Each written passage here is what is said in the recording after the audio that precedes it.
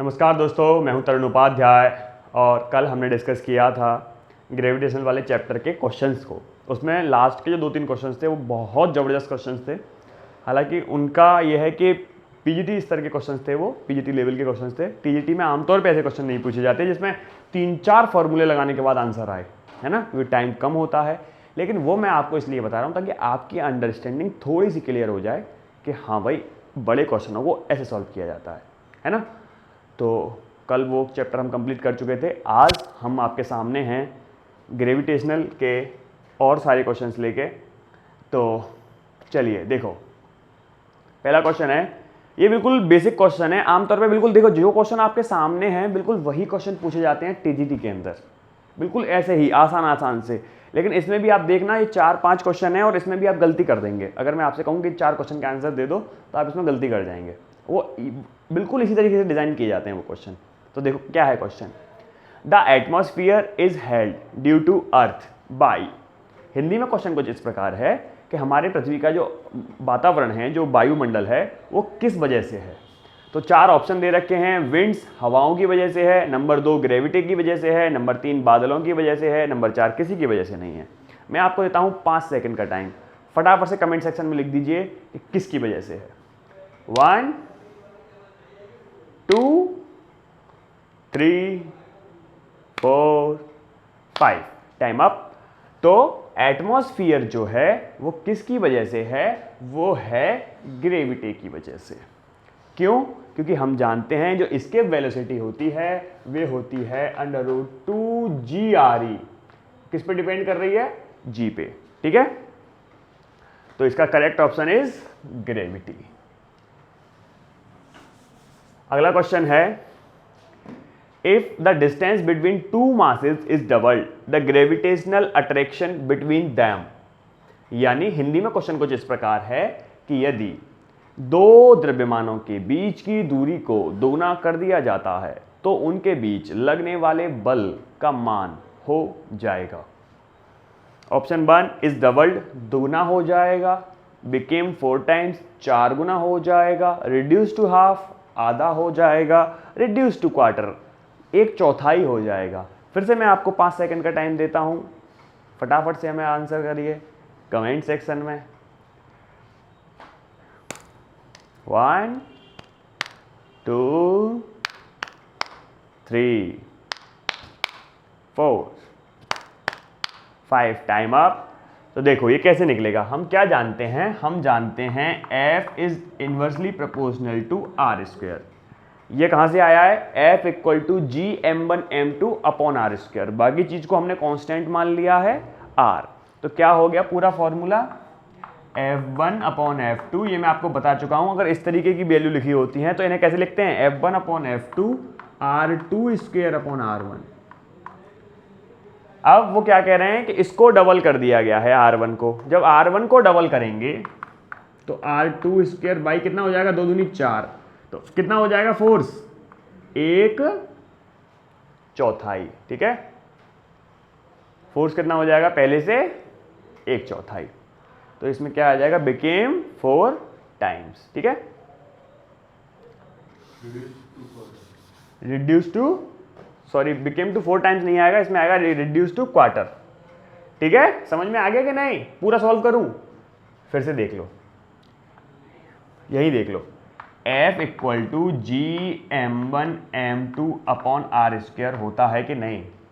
उन्होंने कहा है कि R को डबल कर दिया है, डबल कर दो, R की जगह 2R रख दो, 2R का स्क्वायर, Gm1m2 अपॉन 4R²। ये पूरा क्या है? F क्या हो गया? F/4 क्या हो गया? बिकेम रिड्यूस टू क्वार्टर, ठीक है। वो वाला ट्रिक भी अच्छी है, F1/F2 = R2/R1 का स्क्वायर, ठीक है। चलो कोई बात नहीं है, आप जिसको कंफर्ट फील करें वो कर सकते हैं। अगला क्वेश्चन है, reason of weightlessness in satellite is. Hindi में क्वेश्चन कुछ इस प्रकार है, जो सैटेलाइट होती है उसमें बैठे व्यक्ति को अपना भार 0 मालूम पड़ता है, क्यों? 4 ऑप्शंस दे रखे हैं। 0 ग्रेविटी की वजह से, नंबर 1, नंबर 2 है सेंटर ऑफ मास की वजह से, नंबर 3 है 0 रिएक्शन फोर्स की वजह से, नंबर 4 है नन ऑफ दीज। मैं आपको फिर से 5 सेकंड का टाइम देता हूँ, कमेंट सेक्शन में बताइए इसका करेक्ट आंसर क्या हो सकता है। 1 2 3 4 5। देखो time up. Reason of weightlessness in satellite, satellite के अंदर वेटलेसनेस इस वजह से होती है कि जो दो फोर्स हैं वो दोनों के दोनों वैलेंस हो जाते हैं और अंदर के अंदर सैटेलाइट के अंदर कोई भी रिएक्शन फोर्स नहीं लगता है। जब कोई रिएक्शन फोर्स नहीं लगेगा तो वहाँ पे जो आपका वेट है वो ज़ीरो मालूम पड़ेगा।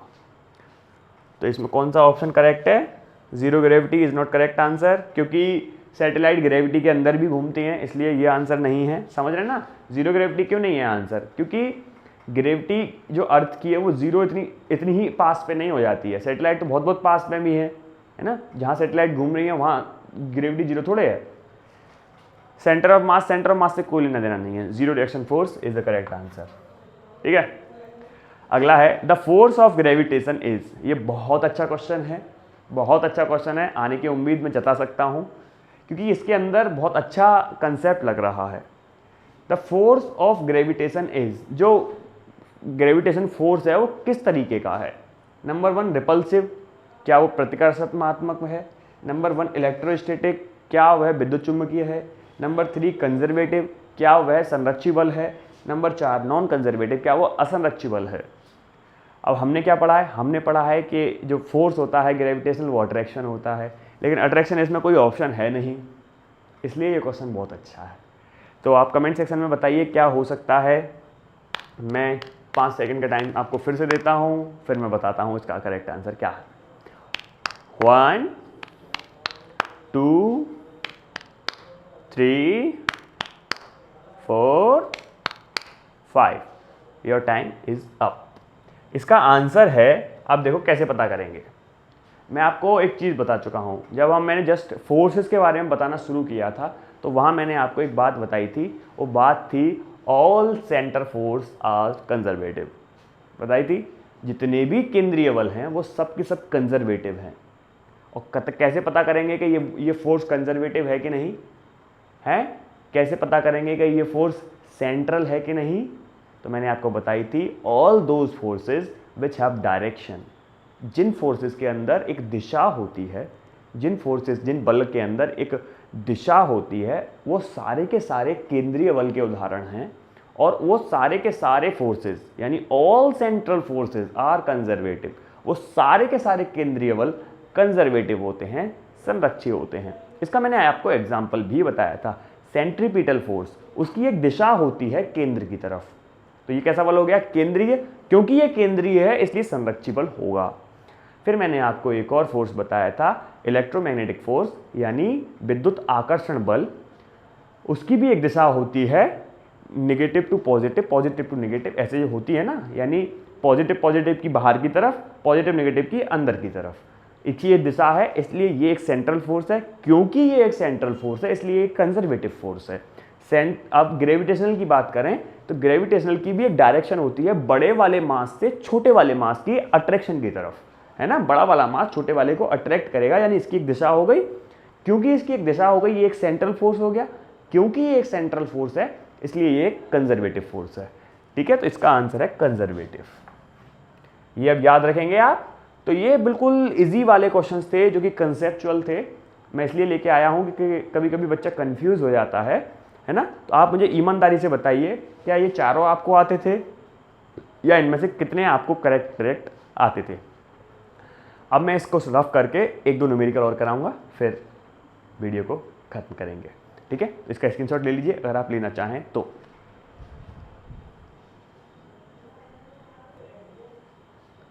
क्वेश्चन आपके सामने है दोस्तों। क्वेश्चन ये जानना चाहता है the mass of moon is 7.34 into 10 to the power 23 kilogram and the radius is 1.74 into 10 to the power 6 metre. The value of gravitational acceleration is. Gravity की वैल्यू पूछना चाहते हैं वो। हिंदी में क्वेश्चन कुछ इस प्रकार है, चंद्रमा का द्रव्यमान इतना है और उसकी त्रिज्या इतनी है और उसका गुरुत्वीय त्वरण बताइए कितना होगा। तो यहाँ पे हम इस्तेमाल करेंगे कौन सा वाला सूत्र? यहाँ हम इस्तेमाल करेंगे बताओ रेवाल्केयो का इस्तेमाल करेंगे। यहाँ करेंगे स्मॉल जी और कैपिटल जी में संबंध। तो क्या स्मॉल था, small G capital G M E equal to G R E square, यही तो फॉर्मूला था। तो small G equal to capital G M E upon R E square. क्योंकि अब यहाँ पे अर्थ की बात नहीं हो रही है, मून की बात हो रही है, तो ये भी मून के लिए लेंगे, ये भी मून के लिए लेंगे। तो कैपिटल जी की वैल्यू 6.67 इंटू 10⁻⁻11 इंटू मास दे रखा है 7.34 10⁻23 अपॉन रेडियस कितनी है 1.74 इंटू 10⁻6 इंटू 1.74 10⁻6। बस इसे सॉल्व कर लो, आपका आंसर आ जाएगा। तो सॉल्व करना इसे थोड़ा सा कठिन लग रहा है मुझे, कितना हो सकता है, इसे एक काम कर सकते हैं हम, क्या कि इसे 2 मान सकते हैं और इसे भी 2 मान सकते हैं। 2 दूनी 4, इन 4 को और इसे कितना मान सकते हैं 7, इसे भी 7, 7 7 49, नीचे हैं 4, कितने हो गए 48, नीचे कितने थे 4 है ना, और ऊपर हो गए 49। 49 को 48 मान लो, मैं लगभग में आंसर निकाल दे रहा हूँ, लगभग में।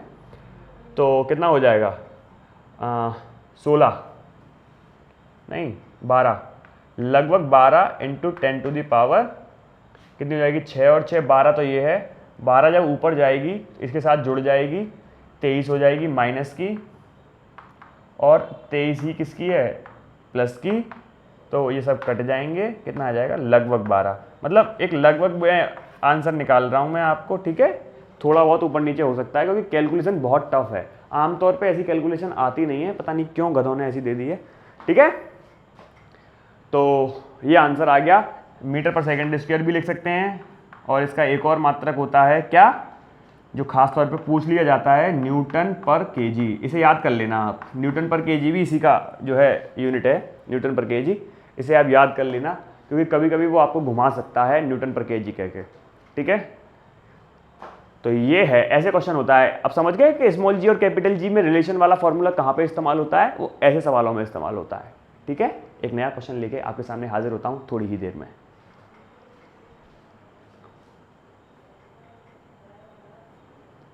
तो क्वेश्चन आपके सामने है, बहुत बढ़िया क्वेश्चन पूछा है हमने भाई साहब। तो क्वेश्चन क्या है, 2 satellite A and B go round a planet P in circular orbit having radii 4r and r respectively. If the speed of A is 3b, the speed of B is। Hindi में question कुछ इस प्रकार है, 2 satellite हैं A और B किसी planet पे घूम रही हैं, एक की रेडियस 3r है, दूसरी वाले की रेडियस r है। पहले वाले की अगर गति की चाल जो है वो 3v हो, 3v हो, तो दूसरे वाले की वेलोसिटी कितनी होगी, ठीक है। तो सॉल्यूशन कैसे करेंगे, आप समझ ही गए होंगे कौन सा फॉर्मूला इस्तेमाल करना है। क्योंकि ये सैटेलाइट एक प्लेनेट पे सर्कुलर ऑर्बिट में घूम रही हैं, तो यहाँ पे हम ऑर्बिटल वेलोसिटी का इस्तेमाल करने वाले हैं। ऑर्बिटल वेलोसिटी का फॉर्मूला क्या है, v इक्वल टू √GRE, ठीक है। 2GRE होता है इसकी वेलोसिटी के लिए, और ऑर्बिटल वेलोसिटी के लिए होता है √GRE। तो हमें किसकी जरूरत है, g की जरूरत है नहीं, केवल r की जरूरत है। तो क्या करेंगे, v1/v2 इक्वल टू g हटा देंगे √r1/r2, बस वैल्यू रख दो। 1 और 2 की जगह a और b कर लो, a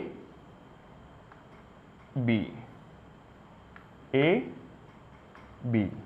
तो देखो a कितनी है 3v, तो यहाँ रखो 3v, v पूछा है √, RA कितना है, RA है 4r, तो यहाँ 4r रखिए, और RB आपसे r दे रखा है, ठीक है। बस इसे सॉल्व करना है, सॉल्व करना इज वेरी वेरी इजी।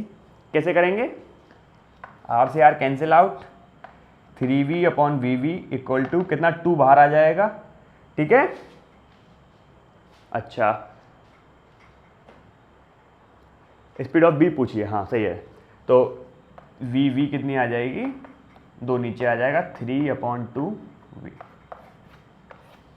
ठीक है। तो तो देखो, the satellite A and B go round a planet P in circular orbit having radii 4r and r। A की कितनी है 4r, तो 4r रख दी हमने। बी की कितनी है r, तो हमने r रख दी। If the speed of A is 3v, A की 3v है तो v की बताइए।